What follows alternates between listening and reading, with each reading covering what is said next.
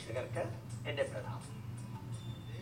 ഭാരതത്തില് archaeological evidence അനുസരിച്ച് പുരാവസ്തു ഗവേഷകര് നടത്തിയ പഠനത്തിന്റെ അടിസ്ഥാനത്തിൽ കാൺപൂർ IITയിലുള്ള ഡോക്ടർ ബാലസുബ്രഹ്മണ്യം, ഡൽഹി IITയിലുള്ള ഡോക്ടർ PK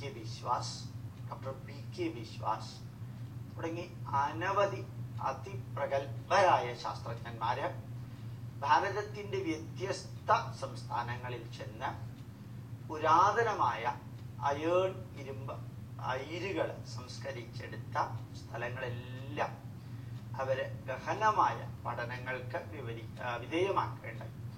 രാജസ്ഥാനിലെ ധാരാളം സ്ഥലം അതിൽ പെടുത്തിട്ടാണ്.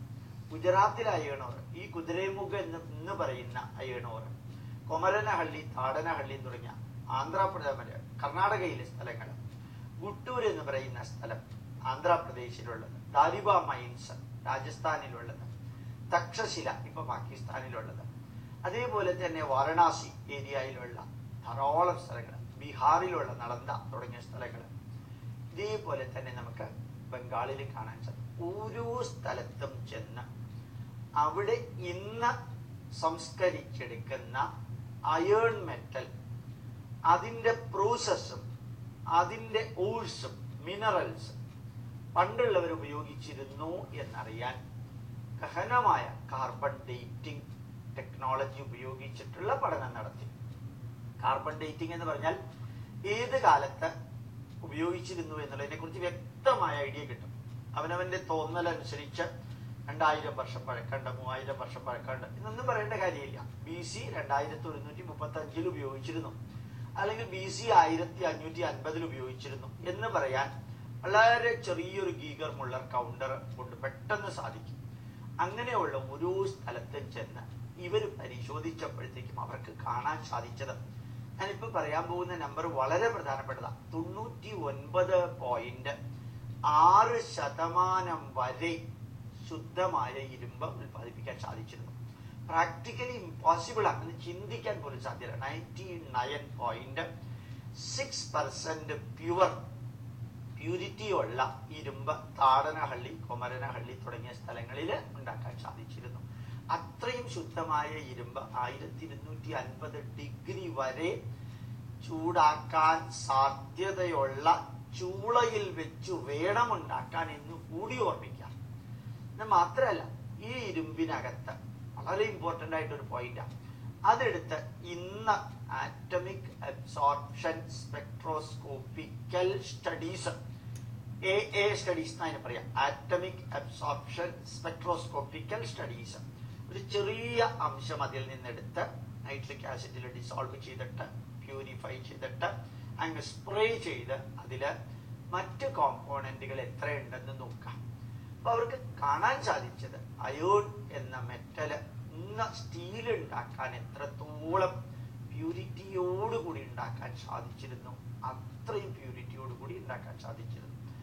ലോകത്തിലെ മഹാത്ഭുതം എന്ന് പറയുന്നത് കേംബ്രിഡ്ജ് യൂണിവേഴ്സിറ്റിയിലെ ഡോക്ടർ ഹാഡിലോക്ക് എന്ന് പറയുന്ന ഒരാളുണ്ട്.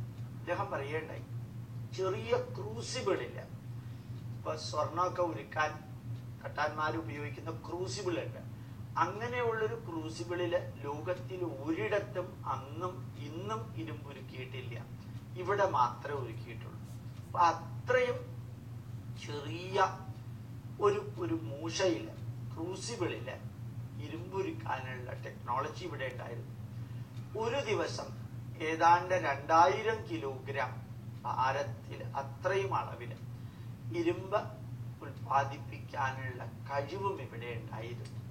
ആ ഇരുമ്പിന്റെ പ്യൂരിറ്റി ഞാൻ നേരത്തെ പറഞ്ഞ മാതിരി 99.6% വരെ എത്താനുള്ള കഴിവുണ്ടായിരുന്നു. ഇങ്ങനെ അയേണിനെ കുറിച്ചല്ല. ഇനി ഏറ്റവും വളരെ പ്രധാനപ്പെട്ട ഒരു പോയിന്റ് ഉണ്ട്, ഞാൻ സാവധാനത്തിൽ പറയാൻ കാരണം ഏറ്റവും കോംപ്ലിക്കേറ്റഡ് ആയിട്ടുള്ള ഒരു ടെക്നോളജിയാണ്. ഇരുമ്പിനകത്ത് എപ്പോഴും മണ്ണുണ്ടെങ്കിൽ അയേൺ സിലിക്കേറ്റ് എന്ന കോമ്പൗണ്ടായി മാറും. അയേൺ സിലിക്കേറ്റ് ഒരിക്കലായി കഴിഞ്ഞാൽ പിന്നെ അതിനെ ഡീകമ്പോസ് ചെയ്യാൻ സാധ്യമല്ല, അത് വളരെ ഒരു കട്ടി ആയിട്ട് കിട്ടുള്ളൂ. അയേൺ സിലിക്കൺ ഡയോക്സൈഡുമായിട്ട്, അയേൺ ഓക്സൈഡ് സിലിക്കൺ ഓക്സൈഡുമായിട്ട് ചേർന്നാൽ FeSiO3 അയേൺ സിലിക്കേറ്റ് ഉണ്ടാവും. അതുണ്ടാവുന്നതിന് മുമ്പ് മണ്ണ് മാറ്റണം. അരിച്ചു മാറ്റാൻ സാധ്യമല്ല, വാഷ് ചെയ്ത് മാറ്റാൻ സാധ്യമല്ല, കാരണം പാറകൾ കിടക്കാം.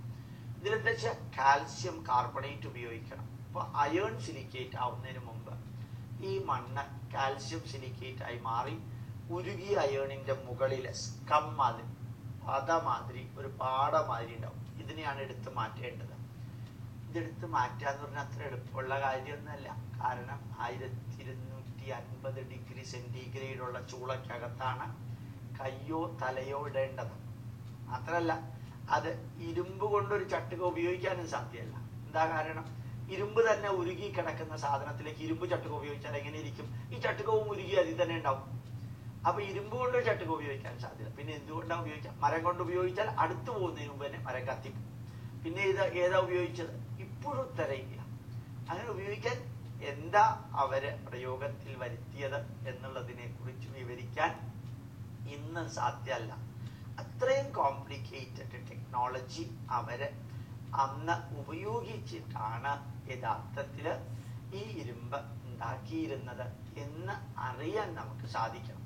ഞാൻ ചെറിയ കാര്യങ്ങളാണ് പറയുന്നത്, പക്ഷെ അതിനകത്ത് വലിയ സയൻസ് ഉണ്ട്. ഇമാജിൻ ചെയ്യാൻ പറ്റുന്നതിലപ്പുറത്തുള്ള സയൻസ് ഉള്ളത് കൊണ്ടാണ് ഞാൻ ഭാരതം എന്താണെന്ന് മനസ്സിലാക്കിപ്പിക്കാൻ വേണ്ടിയിട്ട് ഇത് ഇത്രയും സിസ്റ്റമാറ്റിക് ആയിട്ട് വിവരിക്കുന്നത്. കുറച്ചുകൂടി ഗഹനമായ ഒരു വിഷയമായിരിക്കും അടുത്ത വ്യാഴാഴ്ച ഇരുമ്പിനെ കുറിച്ച് നിങ്ങളോട് പറയുന്നത്. നിറഞ്ഞ ഹൃദയത്തോടു കൂടി എൻ്റെ പ്രണാമം, നമസ്കാരം.